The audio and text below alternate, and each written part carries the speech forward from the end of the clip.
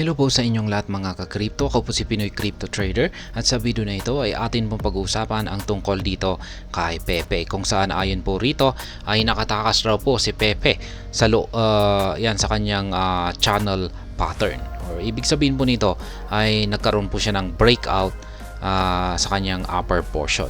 Kaya dahil dito ay mukhang nagbibigay po siya ng palatandaan na makakaranas po siya ng price rally at posible po niyang akyatin ang presyong 40 digits. Na technical analysis na rin natin po itong si Pepe, kaya check na rin po ninyo yung aking previous technical analysis dito, sapagkat yung pag-uusapan po natin na analysis dito ay halos may pagkakapareho po sa aking inilabas na analysis sa nakalipas na araw. Kaya ayan, bago po tayo magpatuloy ay nais ko lamang po munang bigyang linaw ang aking disclaimer kung saan ang nilalaman po ng video na ito ay hindi po ito isang financial advice. For education and information purposes lamang po ang layunin nito. Maliban po dito ay nais ko na rin pong magbigay babala na wala pong kahit anumang group chat ang Pinoy Crypto Trader. At ayan, will Pepe's coins recent breakout lead to a 45% surge? Ayan, yung nakalipas nga ba na breakout na ito ni Pepe ay magbibigay siya ng 45% na gain. Kaya ito po ang daily chart time frame po ito ni Pepe. At ito po yung kulay blue. Yan po yung channel pattern dito. At ngayon, mapapansin po natin dito na nagkaroon po siya ng breakout dito. Ngayon, check naman po natin yung aking chart dito. Yan naman po. At gaya ng sinabi ko kanina ay na technical analysis po natin itong si Pepe, pero hindi pa po ako nagbibigay ng latest update, sapagkat ayan, wala po kasi siyang gaanong sapat na bullish momentum ayan para magpatuloy ito sa kanyang pag-akyat. Nakakaranas pa po siya ng retest. Sa tingin ko rito, para sa akin ay magkakaroon muna siya ng retest dito sa support line natin na 50 digits 649. Ayan, bago po siya magpapatuloy sa kanyang pag-angat. Kaya ayan, kasi yan po yung pinapakita ng ating indicator dito na QQE mod indicator. Bullish naman po siya, pero lumiliit yung kanyang sukat, indikasyon na kailangan po niyang magkaroon muna ng retest. Kaya ayan, dito po siya nagkaroon ng breakout noong April 23. At balikan na po natin yung analysis naman dito ng CoinGate. Kaya ayan, ganyan po yung breakout. On April 23, the Pepe coin price gave a decisive breakout channel pattern for the daily chart. A breakout from this chart pattern signals the maturity of a downtrend and a renewed recovery sentiment among traders. Kaya ayan, ang ganun din po, April 23. Ayan yung kanyang breakout dito. At kapag ganito raw po na nagkakaroon ng breakout sa channel pattern na katulad nito, ay nagpapakita raw po ito na tapos na ang downtrend na nararanasan ni Pepe. At mag-uumpisa naman ang kanyang recovery or pag-angat sa presyo. Currently, the lack of bullish momentum and impactful support of trading volume, the breakout rally stagnates above the broken trend line. Kaya yun nga lang.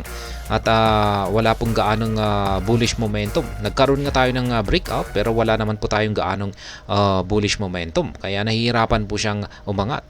At maliban po rito ay ayan, hindi na rin po gaanong yung kanyang trading volume ay hindi gaanong nagbibigay ng suporta.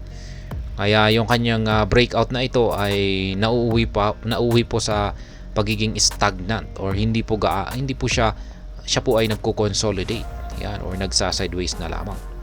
However, the intraday growth of 3.75% forms a bullish engulfing candle, changing the dynamics quickly in favor of bulls. Kaya yan, pero meron na pong isang nabo na isang bullish engulfing candlestick. Ayan, na nagpapakita po ito ng bullish signal. Kaya ayan po yan, yung kasalukuyang nabubuo ngayon. Bullish engulfing po ito. Ang tawag po rito, kung pag yung previous candle ay yan, mas maliit yung kanyang sukat, ayan, kumpara sa nabubuong katawan ng candlestick natin ngayon. Kaya bullish engulfing pattern po tawag dyan. At bullish signal yan. Considering the overall market aligns the timing with the Pepe breakout rally, the meme coin could hit 40 digits 108 mark, accounting for a 45% rise. Kaya yan, kung makaka-recover daw po ang buong crypto market ay yan kasabay ng breakout na ito ni Pepe ay posible pong umangat ang presyo ni Pepe sa 40 digits 108 at yan po ay katumbas ng 48% na paglago mula sa kanyang kasalukuyang presyo. Kaya ayan, yan na rin po yung aking price, yung ating pinaka ultimate price target dito. Ang 40 digits 1085. Ayan, or 108. Sakaling naka-recover na po or nagkaroon na po ng bullish momentum itong si Pepe ay ayan po yung pinaka price target natin dito. Ultimate target natin ang 40 digits 108 na presyo.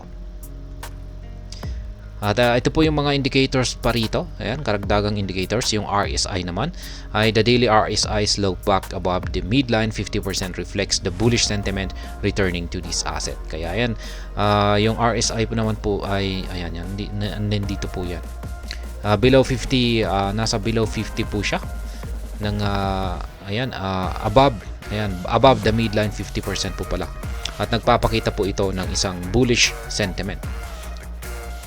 Yung EMA indicator naman po niya ay the coin price manages to perform a bullish pivot from the 100-day EMA, avoiding any intense bearish impact. Kaya ayan, sabi rito ay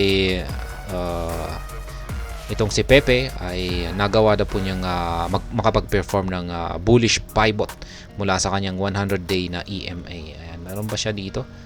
Ayan, yung 100 EMA niya ay ayan, itong kulay sky blue na ito. Ayan, karoon siya ng pivot dito. Kaya isa na rin po yung bullish signal. Kaya bullish na bullish yung mga indicators natin dito. Kaya mataas po ang posibilidad. Ayan, sa madaling salita ay mataas po ang posibilidad na sa mga susunod na araw o sa hinaharap ay magpapatuloy lamang po sa pag-angat sa presyo itong si Pepe. Kaya ayan, yung parang inaabangan pa natin dito na isa ay yung recovery ni Bitcoin. Ayan, kasi ngayon ay bumabagsak po kasi si Bitcoin at naapektuhan po ang buong crypto market kapag ganyan. Kaya maski nagkaroon ng breakout itong si Pepe ay hirap po siyang umangat kasi naapektuhan po siya sa pagbagsak ni Bitcoin. Pero mapapansin po natin na makaka-recover itong si Bitcoin ay ayan na rin. Diyan na rin po aangat itong si Pepe. At dito na rin magkakaroon ng epekto or impact yung kanyang naranasang breakout sa kanyang channel pattern. At ayun, hanggang dito na lamang po tayo sa video na ito. Sana po ay inyong nagustuhan ang aking paliwanag dito. Kung inyo po itong nagustuhan ay pakiclick lamang po ang like button nito. Para naman po sa mga bago lamang dito, kayo po ay aking inaanyayahan para mag-subscribe. Pakiclick na rin po ang bell icon nito dahil ito po ang siya magsisilbing notification nito sa mga bago kong videos na akin pong ina-upload sa aking YouTube channel na ito. Marami pong salamat sa panonood. Ingat po tayo lagi at God bless po sa ating lahat.